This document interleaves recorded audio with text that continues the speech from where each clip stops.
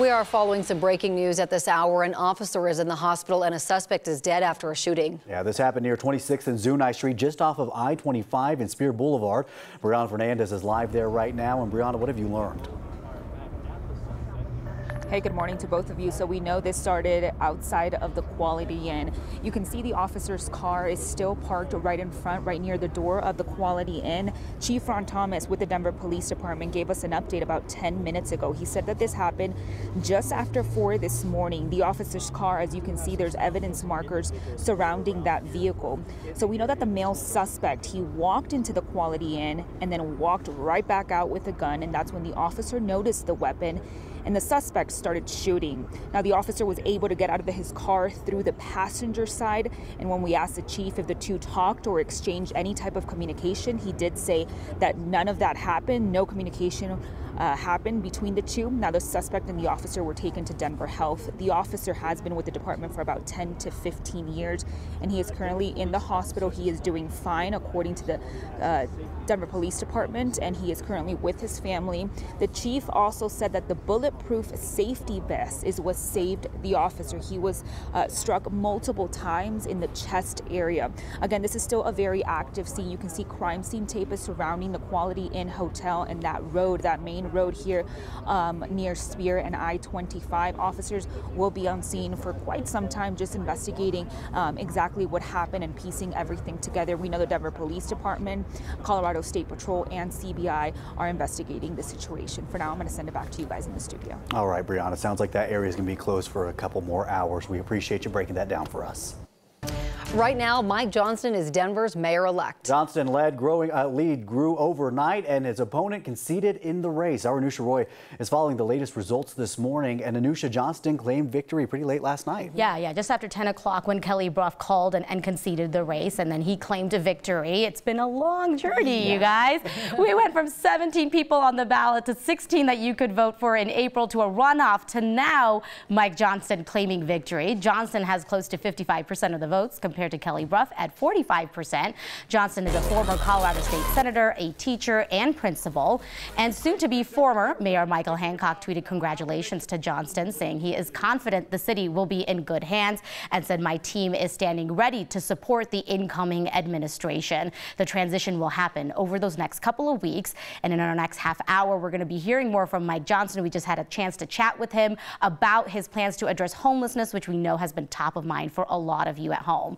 We're also watching a few city council races this morning. As of now, the one Democratic Socialist on council, Councilwoman Candy Sidibaka, is lagging behind. Developer-backed challenger Darrell Watson holds 62% of the vote to Sidibaka's 38%.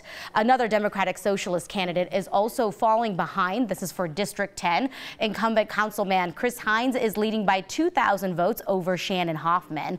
The race for District 8 is super close this morning. Chantel Lewis is leading Brad Rivera by about just 50 votes. Imagine that.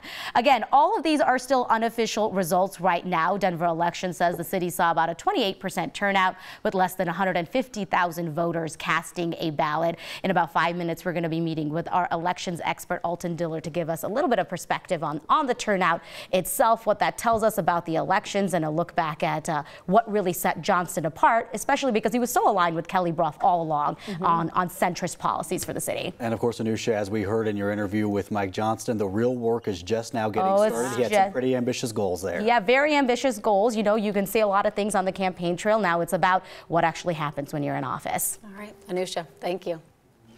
In national politics this morning, former Vice President Mike Pence is officially running for president. He made the announcement in a video on social media earlier this morning.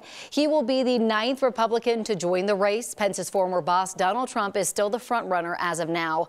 Also this morning, North Dakota Governor Doug Bergman threw his hat in the ring as well. He made the announcement in the Wall Street Journal, and he's expected to kick off his campaign today in Fargo. For the first time ever, the Human Rights Campaign issued a state of emergency for LGBTQ+ Americans. The state of emergency is in direct response to anti-LGBTQ+ legislation. In a new report released this week, within the first half of this year, 525 bills were introduced in 41 states.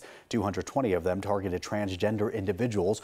As of this week, more than 76 are now law. And there are protections here in Colorado with the Anti-Discrimination Act passed in 2008. It has specific language to protect individuals from discrimination on the basis of sexual orientation and transgender identity. If you do experience discrimination, you can file a complaint with the State Department of Regulatory Agencies. If it happens at your place of employment, you have 300 days to file. And if it's related to housing, you have 1 year to file. The announcement comes as we are getting new census data about same-sex households in Colorado. 1% are a same-sex partnership, more than 24,000 homes. 57% live in Denver and neighboring counties. Rex Fuller, the leader of a major LGBTQ+ advocacy organization in Colorado, that would be the Center on Colfax, says it's important to track the number of same-sex couples to make sure the community gets resources. It's really reassuring to me to know that someone's just recognizing my existence in some fashion in the census. You know, for many years, marriage between people of the same gender was not even legal.